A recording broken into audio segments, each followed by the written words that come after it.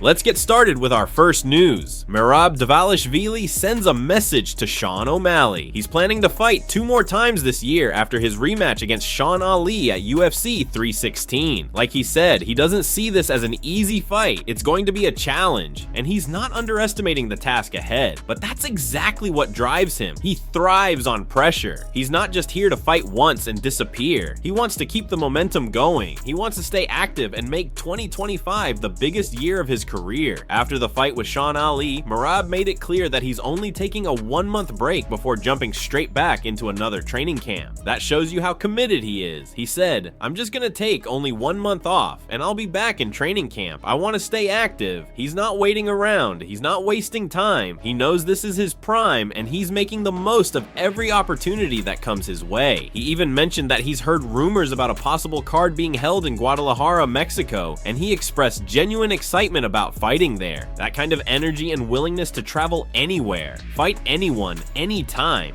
It's exactly what fans love. He also said he'd love to fight in New York and maybe even Vegas again later in December. He added, "Let's see if we can get this 1 and 2 more fights this year." That's how motivated he is. He's willing. He's ready. That's how excited he is to put on a show for the fans. "I want to stay busy because I'm in good shape," he explained. When you have a fight scheduled, you become more disciplined. You stay sharp. You're not just hanging around wasting time. For Merab, activity is not just about staying in the rankings. It's about evolving. It's about becoming one of the most recognizable and respected names in the UFC.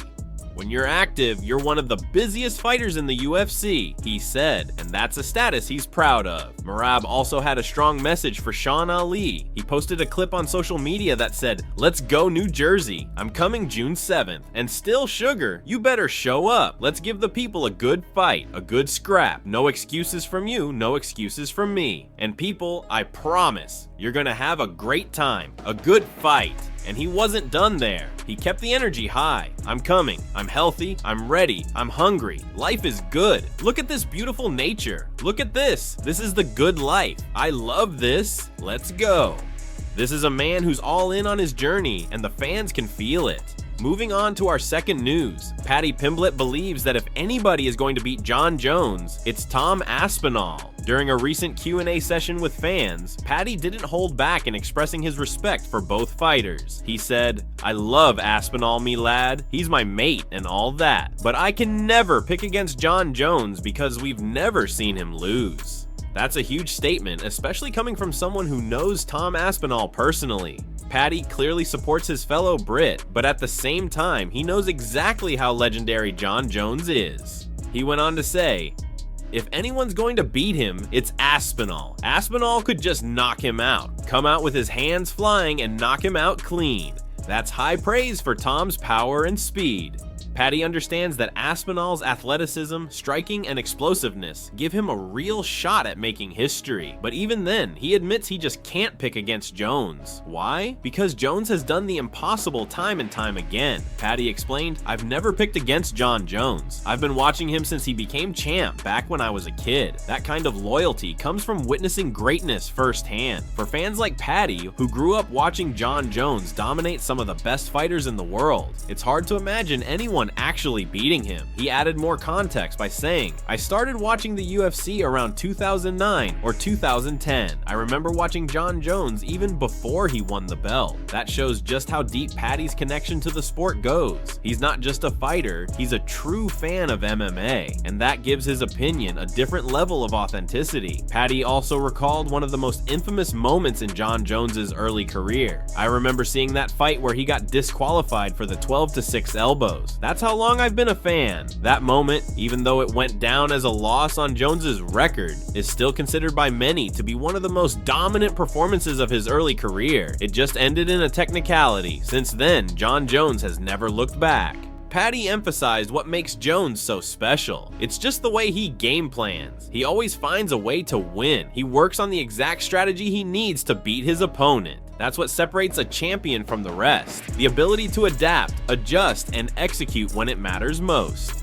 But again, he circled back to give Tom Aspinall the credit he deserves. But again, if anyone's going to beat him, it's Aspinall. It's clear that Paddy Pimblett sees Tom Aspinall as the future of the heavyweight division. and possibly the one fighter who can do what no one else has done, beat Jon Jones. Let's move on to another big story. Matt Brown advises Tom Aspinall to move on from Jon Jones. During a recent appearance on The Fighter vs. the Writer, Matt Brown gave some real and practical advice to the interim heavyweight champ Tom Aspinall. According to Brown, it's time for Aspinall to stop waiting around for Jon Jones and start focusing on his own legacy. Matt said, "Just go fight, bro. Keep your name out there. Keep showing that you're the man to fight Jon. Keep building your legacy. Keep your name in the news. Keep showing the world you're the one who should be fighting him." That's strong advice, and it comes from someone who's been in the fight game for years. Brown compared Aspinall's situation to Michael Chandler, who has been waiting on the sidelines for a mega fight with Conor McGregor for what feels like forever. Matt's point is clear. Sitting and waiting doesn't do a fighter any favors. If anything, it slows down their momentum. Fans move on. New contenders emerge. The hype fades. That's exactly what Matt is warning Aspinall about. He's saying, stay active, stay in the spotlight, and keep reminding the world why you deserve that shot at Jones. Because let's face it, if Jon Jones doesn't come back soon, or if he retires, Aspinall could be left in limbo. Matt went on to add, if your case is true, it's only going to get stronger and stronger. But if you're sitting on the sidelines, it doesn't help your case much. In other words, actions speak louder than words. Beating top contenders, defending the interim belt, staying sharp, those are the things that will force the UFC and the fans to demand the Jon Jones versus Tom Aspinall fight. And honestly, this advice couldn't come at a better time. Tom Aspenol is one of the most talented heavyweights we've seen in a long time. His speed, accuracy, and fight IQ are on another level, but the longer he waits, the more the sport keeps moving without him. That's why Matt Brown's message is so important. Take control of your career. Don't wait for someone else to decide your future. Make yourself undeniable. Make the fight with Jon Jones the only option that makes sense, not just because you say so, but because the whole world sees it. So whether it's defending the interim belt, calling out top names, or just staying in the cage and doing what he does best, Tom Aspinall needs to keep moving forward. That's how legacies are built. That's how champions become legends. And who knows, if he follows this advice, the Jon Jones fight might just come to him.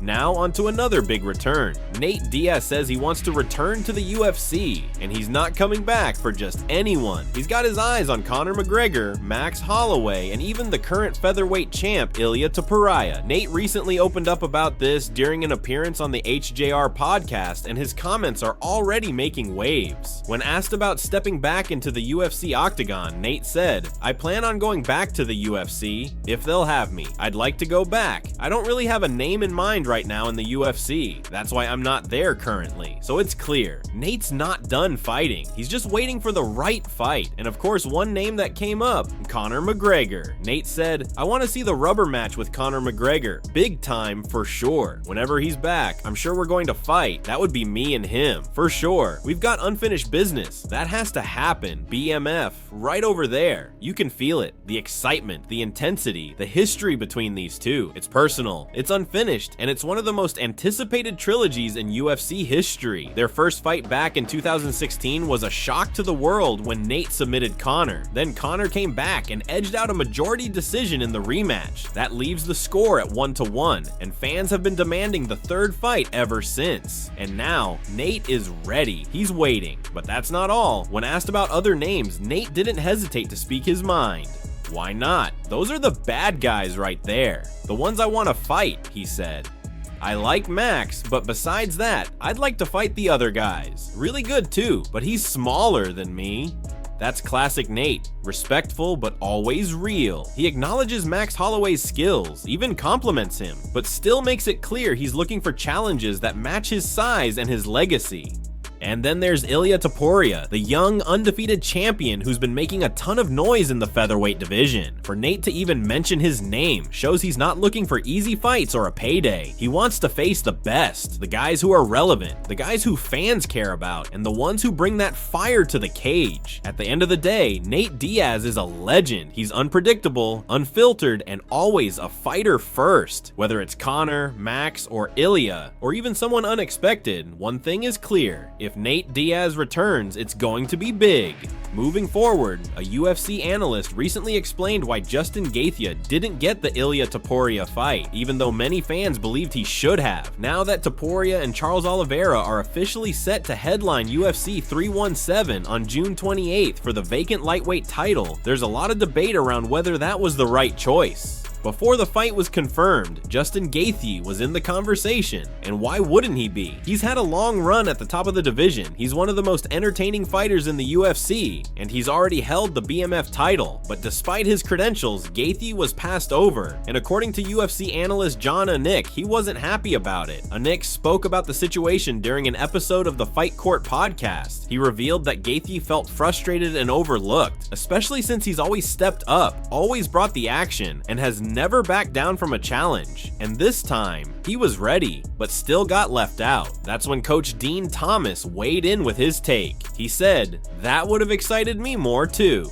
Talking about the idea of Gaethje versus Taporia, Dean admitted it would have been the more thrilling matchup. He added, "The only reason I can think of for not giving it to Gaethje is maybe the lasting impression of him getting knocked out by Max Holloway. It might have hurt his stock in terms of championship talks." And that makes sense. Recency bias is a real thing in the fight game. Fans and analysts tend to remember what happened most recently, and Gaethje's brutal knockout loss to Holloway at UFC 300 might have pushed him out of the title conversation, even though he's had an incredible career with wins over fighters like Tony Ferguson, Dustin Poirier, and Michael Chandler. That one loss could have changed everything. Dean Thomas continued, "It's tough to say where Gaethje goes from here. Do you put him against Arman Tsarukyan? I'd rather see him fight Ilia, honestly. I'd much rather have seen that. That's the kind of matchup that gets fans out of their seats. A brawler versus a technician. The chaos of Gaethje against the precision of Taporia." He concluded, maybe he did get passed up, and it was just based on our own perceptions and bias towards Charles. We almost accepted that he deserved it without questioning it. It's a good point. Charles Oliveira is a fan favorite, a former champion, and one of the most dangerous finishers in UFC history. But should he have gotten the title shot over Gaethje? That's the big question. Do you think Gaethje should have been tapped for the title shot instead of the Bronx? And which matchup would you rather see? Gaethje versus Taporia or Charles versus Taporia? Let us know what you think. Now for some strong opinions. Big Jon McCarthy has weighed in on the recent retirement rumors surrounding Jon Jones, and his reaction is raising eyebrows across the MMA community. With Tom Aspinall waiting in the wings as the interim heavyweight champion, many fans believe Jon Jones is hesitant to face him.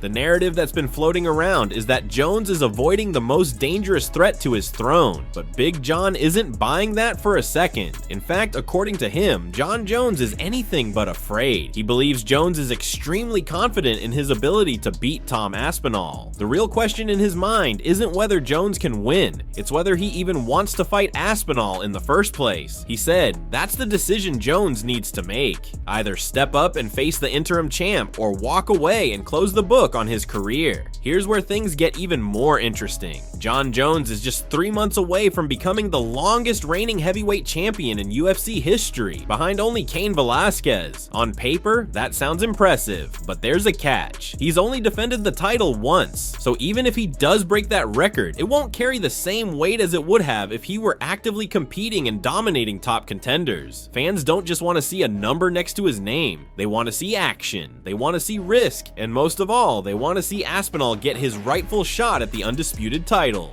This whole saga is starting to frustrate MMA fans. Even the most loyal Jon Jones supporters are growing tired. It's not just about missing their favorite fighter, it's about being denied the biggest heavyweight unification fight in years. Big John pointed out, Dana has done a great job for Jon. You put Jon Jones in a room with anyone, and I guarantee it's Jon Jones who walks out. He's probably right. The man has never truly lost in his entire MMA career. He continued, Jon just needs to figure out, do I want to fight Tom Aspinall? Is it worth it to me? Do I care? According to Big John, Jon absolutely thinks he can beat Aspinall, no doubt about it, and there's a good chance he could. But confidence doesn't always lead to action, and at this stage of his career, Jon Jones may be weighing more than just titles. He's made his legacy, he's made his money, now he has to decide if he still has the drive. Big John concluded, Jon just needs to decide what's important to him. He's got plenty of money. If he's not foolish with it, he can live comfortably comfortably for the rest of his life. He can go wherever he wants, do whatever he wants. So here's the bottom line. If the love for the fight is gone, then walk away. But if it's still there, then sign the contract and give the fans the fight they've been waiting for.